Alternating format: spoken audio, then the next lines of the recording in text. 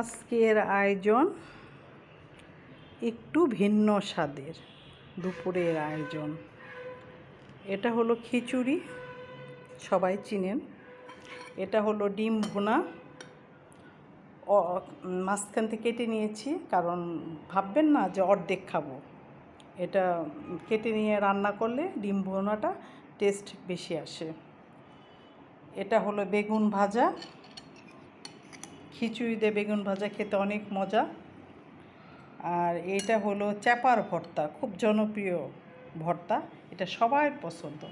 এটা আচার, খিচুড়ি খেতে আচার না হলে খিচুড়ি ভালো লাগে না। আর ওটা হলো পেঁয়াজ কাঁচামরিচ। আজকের মা বেটা দুজনেরই দুপুরের আয়োজন ছিল এটাই।